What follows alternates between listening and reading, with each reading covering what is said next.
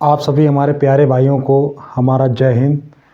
दोस्तों, जैसा कि हम लोगों का टॉपिक चल रहा था हिंदी में संधि, और संधि में दोस्तों हम लोगों ने स्वर संधि अभी तक की है, और स्वर संधि के जो भी अदर पार्ट हुए यानी कि 5 पार्ट वो हम लोगों ने अच्छे से किए हैं।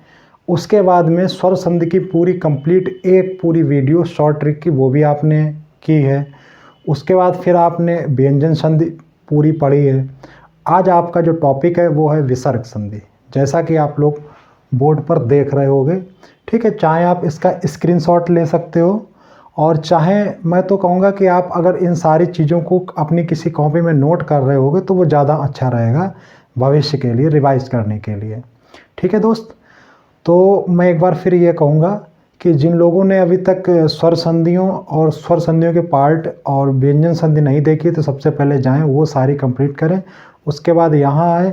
पढ़ने का अच्छा तरीका यही होता है कि चीज़ों को अच्छे से नोट करो और बड़ा धैर्य के साथ आराम से चीज़ों को धीरे धीरे सीखो, प्रैक्टिस करो। ऑटोमेटिक चीज़ें आने लगेंगी, और फिर जब चीज़ें आने लगेंगी तो एग्ज़ाम भी निकल जाएगा। चलिए ठीक, अब हम लोग काम पे आते हैं दोस्त। तो जैसा कि आप लोगों को ये पता है कि मैं थोड़ा सा मार्कर उठा लूँ।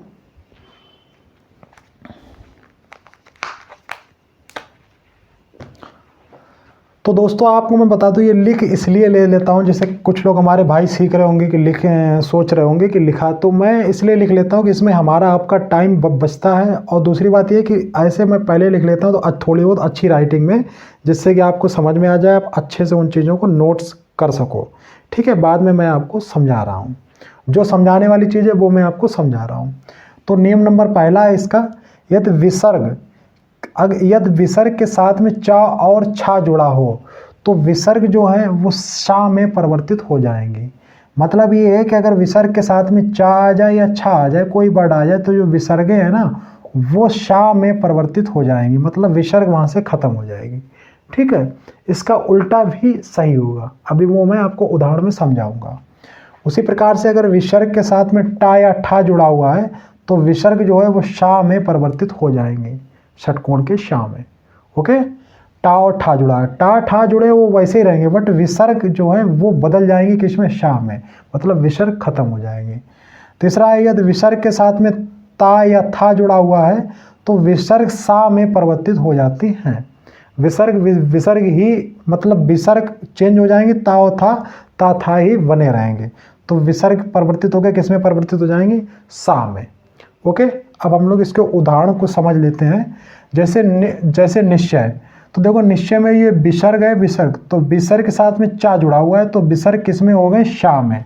विसर्ग किसमें परिवर्तित हो गए, शा में। ठीक उसी प्रकार से विसर्ग है वो चा से जुड़ी हुई है तो फिर भी विसर्ग किसमें परिवर्तित हो गई, शा में। एक ही बात थी। दूसरी बात यह है कि अगर विसर्ग ता में जुड़ी हो, अगर विसर्ग ता में जुड़ी हो तो मैंने आपको बताया था कि जब विसर्ग ता में जुड़ी हो तो सा में परिवर्तित हो जाती है, तो विसर्ग ता में जुड़ी हो तो विसर्ग किस में परिवर्तित हो गई, सा में। अब आप पहला नियम हमारा समझ गए होंगे। देखो मैं एक बात आपको बता दूं सबको कि व्यंजन संधि हो या विसर्ग संधि हो, इसमें नियम है। आपको नियम याद नहीं रखना है मेरे दोस्त, ठीक है, ना ही आप नियम याद रख सकते हो। कोई भी स्टूडेंट नियम याद नहीं मतलब इनको कर सकता है, याद नहीं कर सकता है। अब आप कहोगे फिर क्या करें, तो जैसे हमने किया है वैसे आप करिए। इनके हर नियम के 1-2 एग्जाम्पल्स याद कर लीजिए, 1 या 2 एग्जाम्पल्स। तो एग्जाम्पल के माध्यम से आप उसी तरीके से और भी अगर कोई वर्ड आएगा तो हम लोग आराम से निकाल लेंगे, और कम से कम ये तो समझ ही लेंगे कि ये विसर्ग संधि अथवा व्यंजन संधि, इतना तो पकड़ ही लेंगे। संधियों में ऑप्शन होंगे, कभी कभी यही प्रश्न आता है कि ये संधि किस संधि का उदाहरण है, तो हम लोग आसानी से ये तो पकड़ ही लेंगे कि ये स्वर संधि है, व्यंजन संधि अथवा विसर्ग संधि है। व्यंजन और विसर्ग को तो कम से कम पकड़ ही लेंगे, और स्वर में गए तो स्वर का मैंने पूरा बताया है आपको। मेरी बात समझ रहे? तो नियम याद नहीं रखना, बस उदाहरण आपको याद रखने हैं, और मोस्टली वही एग्जाम्पल जो फेमस है, ज़्यादातर मैंने वही नोट भी किए हैं, तो जो फेमस है वही आते हैं परीक्षा में, प्रैक्टिस सेटों में, और वही पूछ लिए जाते हैं। ठीक है, और अगर आपको क्लैरिटी लाना है अपनी हिंदी में तो मैं आपको अभी प्रैक्टिस कराऊंगा। ठीक है, और वो भी मैं बता दूं, आदित्य बुक जो पब्लिकेशन नई बुक आई है उसमें काफ़ी अच्छे क्वेश्चन है, और काफ़ी क्वांटिटी में उसमें क्वेश्चन है, और क्वालिटी भी है, क्योंकि वो सारे क्वेश्चन प्रीवियस ईयर कहीं ना कहीं एग्जाम्स में आए हुए हैं। तो जब ये कंप्लीट हो जाएंगे कॉन्सेप्ट थ्योरी, उसके बाद मैं आपकी हिंदी की प्रैक्टिस भी कराऊंगा, ठीक है दोस्त। तो प्रैक्टिस से आपकी बिल्कुल क्लैरिटी हो जाएगी, लेकिन वो प्रैक्टिस में जब ही मज़ा आएगा जब आप यहाँ कॉन्सेप्ट सीखेंगे, ठीक है। मैं टाइम ना ख़राब करके सीधा आगे बढ़ता हूँ। उसके बाद नियम नंबर 2, तो नियम नंबर 2 कहता है कि आ और आ स्वर को छोड़कर, मतलब कोई भी स्वर हो चलेगा बट आ ना हो, इनके साथ छोड़कर यदि कोई विसर्ग जुड़ी हो तो विसर्ग रा में परिवर्तित हो जाती है। तो विसर्ग किस में परिवर्तित हो जाएगी? रा में। मतलब आ और आ को छोड़कर कोई भी स्वर हो, इनके साथ में यदि विसर्ग जुड़ी हुई है तो विसर्ग रा में परिवर्तित हो जाती है। कैसे देखते हैं। अब जैसे देखिए दू, तो इसमें ऊ है हमारा स्वर, और ऊ ठीक है क्या है? ऊ है, और ऊ में इसमें क्या जुड़ी हुई है? विसर्ग। तो विसर्ग में अगर ऊ जुड़ा हुआ है तो विसर्ग किस में परिवर्तित हो गई? रू में, ठीक है। रा के साथ में मिला और रू, तो विसर्ग किस में परिवर्तित हो गई? रा में, ये वाला रा, ठीक है। और जो ऊ है ये वाला जो ऊ है ना, वो आपका ये है ऊ, ये तो हो गया रू। बात समझ में आई? आगे अब जैसे नीभ है, तो यहाँ पे विसर्ग है और विसर्ग के साथ में ई, इसमें क्या है? ई। यहाँ पे ई क्या है आपकी? आप कहोगे स्वर है, और आ से भिन्न है, ई है, तो ई स्वर है विसर्ग के साथ में, तो विसर्ग होगी रा में। और रा इसमें कहाँ पे? ये वाला, ये रा है निर्भय, ठीक है। तो नी भय ये रहा, बस विसर्ग किसमें परिवर्तित हुई? रा में। क्यों? क्योंकि ये कहीं ना कहीं स्वर के साथ में मिली हुई है, आ को छोड़कर। ओके, इसी प्रकार से यहाँ पर भी ई स्वर है और विसर्ग, तो विसर्ग रा में परिवर्तित होगी। ये देखिए रा में परिवर्तित हो गई, ठीक है। आहार लिखे हुआ है, ये देखिए आहार लिखा हुआ है और ये रा आ गया, नी का नी बना रहा। ओके, उसी प्रकार से देखिए पुनः, तो इसमें पुनः जन्म, तो इसमें भी विसर्ग है और विसर्ग के साथ में क्या है? स्वर है। तो जब विसर्ग है वो किस में परिवर्तित हो गई? आपकी रा में। तो ये जो है ये आपका क्या है? ये रा है। तो विसर्ग और स्वर किस में हो गया? विसर्ग किस में परिवर्तित? रा में। उसी प्रकार से इसमें भी जो विसर्ग है वो किस में परिवर्तित हो गई? आपकी रा में। किस में हो गई? रा में। अब आप समझ गए। तो इसमें क्या है? इसमें ई है, ठीक है। तो ई स्वर है, उसके साथ में जो विसर्ग है वो किस में आपके परिवर्तित हो गई? रा में, ठीक है। ये आपकी आशा, ये पूरी आशा आपकी लिखी हुई है, ठीक है, वहाँ पे आ नहीं है, ठीक है। समझ गया मेरी बात? चलिए ठीक है, अच्छी बात है।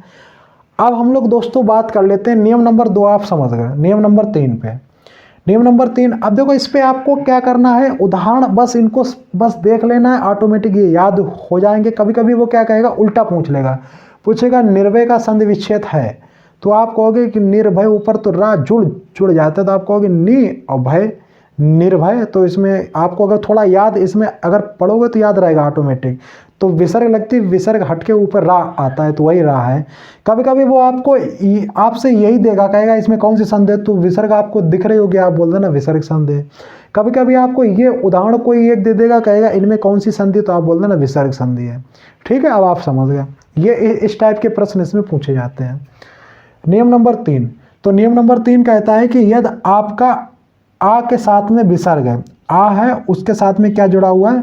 विसर्ग जुड़ा हुआ। आ है, आ के साथ में विसर्ग जुड़ा हुआ है, एवं उसके बाद में जो दूसरा वर्ड, जो दूसरे शब्द का पहला वर्ड है वो या तो वर्णमाला के 3rd वर्ग का हो, 4th वर्ग का हो, 5th वर्ग का हो। और वर्णमाला का 3rd, 4th और 5th वर्ग में कौन से वर्ड आते हैं वो आप हमारी वर्णमाला वाले टॉपिक में जाइए, वहाँ पे आपको सारा मैं डिटेल में पढ़ाया हूँ। ओके, फिर भी मैं आपको बता दूँ, जैसे पहले 3rd में क्या है? तो का पहले वर्ग का, खा दूसरे वर्ग का है, गा तीसरे वर्ग का है, ठीक है, घा चौथे वर्ग का है, ठीक है। और जो आ है वो कौन सा है? आपका 5वें वर्ग का है।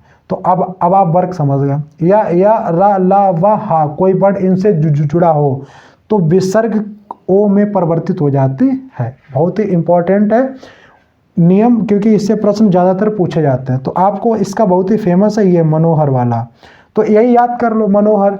आपने देख लो कि जब ओ आएगा तो ओ विसर्ग से आएगा, मतलब अगर इसका संधि विच्छेद करेंगे तो मनाहा धन हर, तो मनाहा इसमें विसर्ग है, इसलिए थोड़ा आहा करके पढ़ेंगे इसको, तो क्या होगा? मनाहा धन हर। तो इसमें जब विसर्ग हटेंगी तो ओ में परिवर्तित हो जाएंगे। बस अब उसी प्रकार से कितने, जैसे मनाहा धन योग तो मनोयोग, ठीक है। तो ये विसर्ग क्यों?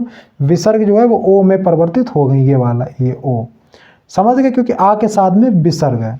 उसी प्रकार से अब कोई भी ले लो, एक आप याद कर लो, उसके हजारों एग्जाम्पल उसी रियल पे बन जाएंगे। तो मुझे तो यही याद था मनोहर, और मनोहर हमारा एक विद्यार्थी भी है, तो उसी को मैंने याद कर लिया था।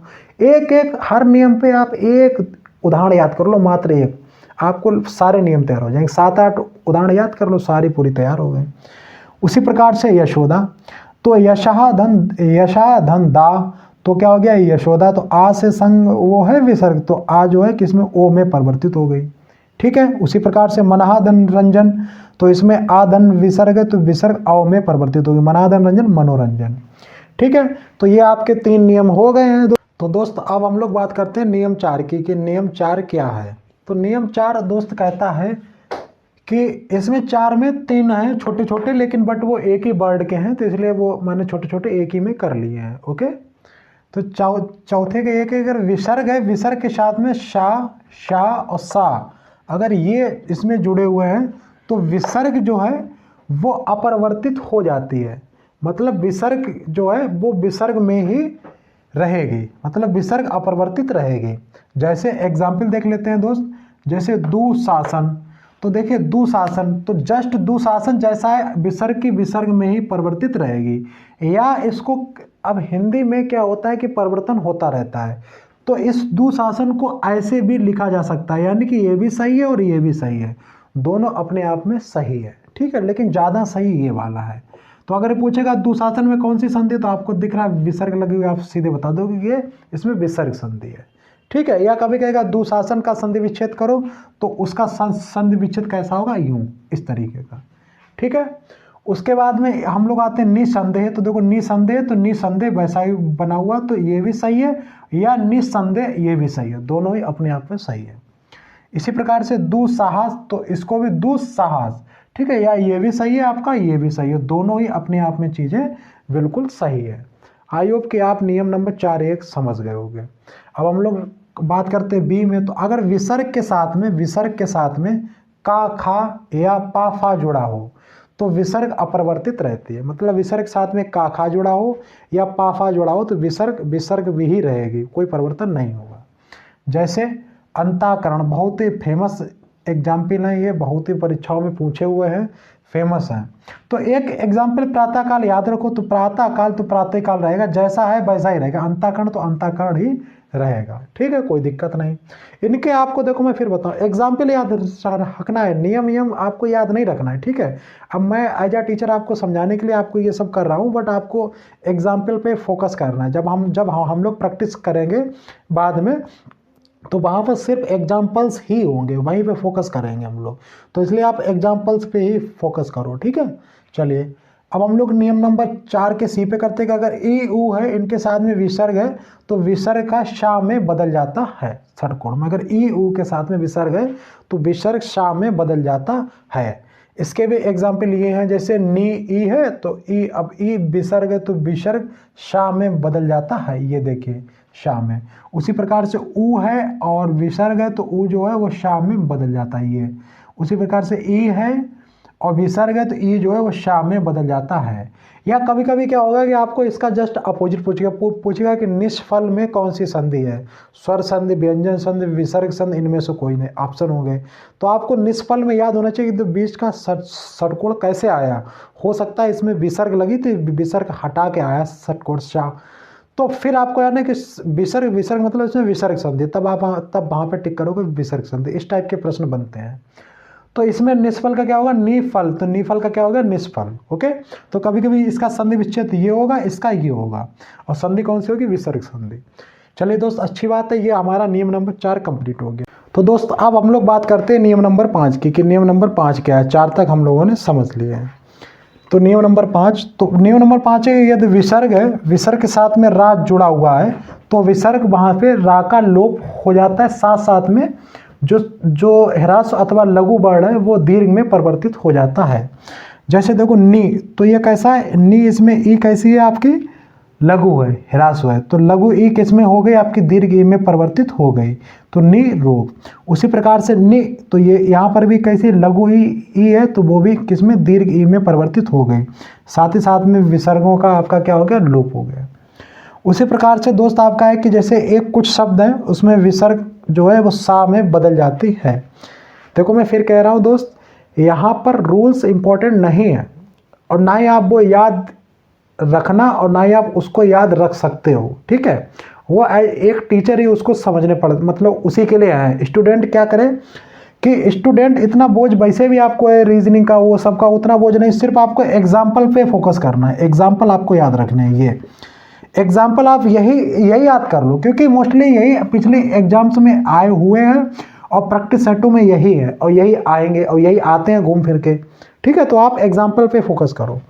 जैसे जैसे नमस्कार, ठीक है, तो विसर्ग किस में परिवर्तित होगी, शा में। जैसे पूरा धनकार तो पुरस्कार, तो विसर्ग किस में परिवर्तित होगी, सा में, ठीक है। तो ये आपके थे 5 नियम। तो अंत में मैं ये कहूँगा दोस्त, आज आपकी विसर्ग संधि भी कंप्लीट हो गई। तो पहले मैंने आपको संधि के बारे में पढ़ाया था, फिर संधियों के प्रकार, फिर मैंने आपको स्वर संधि, फिर स्वर संधि के जितने भाग हैं सारी वीडियोस, उसके बाद फिर मैंने व्यंजन संधि, उनके सारे रूल्स उदाहरण के साथ में।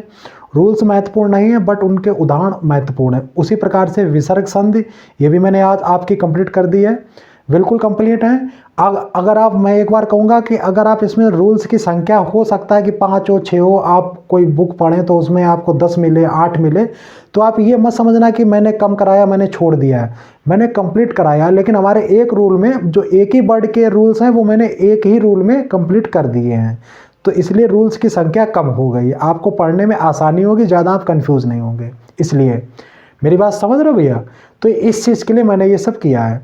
तो आज आपकी संधि की कंप्लीट हो गई है। अब मैं आपकी संधि की इसकी मैं बाद में क्या कराऊंगा, प्रैक्टिस। और प्रैक्टिस के लिए मुझे जो सबसे अच्छा लगा है, सबसे बढ़िया मेरे हिसाब से, तो प्रैक्टिस के लिए सबसे अच्छा है मुझे लगा है आदित्य पब्लिकेशन की बुक। उसमें प्रैक्टिस सेट में एक चैप्टर में लगभग 200, 250, 150, किसी में 200, 250 उसमें क्वेश्चंस हैं प्रैक्टिस के लिए, और अच्छे क्वेश्चंस हैं। अच्छे क्वेश्चंस का मतलब ये है कि उसमें जितने प्रीवियस ईयर में हिंदी में उस चैप्टर में क्वेश्चंस आए हैं वो सारे हैं, तो इसलिए वो बुक मुझे अच्छी लगी। तो मैं ये आपको संधि कंप्लीट करा दी, आप इसको समझ लो। उसके बाद फिर आप हमारे साथ में प्रैक्टिस करने आना। फिर जब मैं प्रैक्टिस कराऊंगा उसी बुक से पूरा PDF लगा के और स्कैन करके बहुत ही अच्छे से एक एक चीज़ें और चारों ऑप्शन बढ़िया से क्लियर करूंगा, तो वो आप कर लेना। इसके बाद फिर आपको कहीं कोई ज़रूरत नहीं है कुछ भी अदर हिंदी में बाहर पढ़ने की, आपका यहीं से मिल जाएगा। कोई भी एग्ज़ाम दो, चाहे पुलिस की, लेखपाली की, वीडियो की, टेट की, सुपर टेट की, सी टेट की, जिसमें हिंदी आएगी कंप्लीट होगी, ठीक है दोस्त। इसी के साथ में हम आपसे लेते हैं विदा। आपको अगर अच्छा लगा हो मैं मेरा पढ़ाना तो फिर आप लाइक करो, सब्सक्राइब करो, शेयर करो, ठीक है दोस्तों। बाद बाकी आप सभी लोग खुश रहो, मस्त रहो, और हमारा आप सभी लोगों को जय हिंद।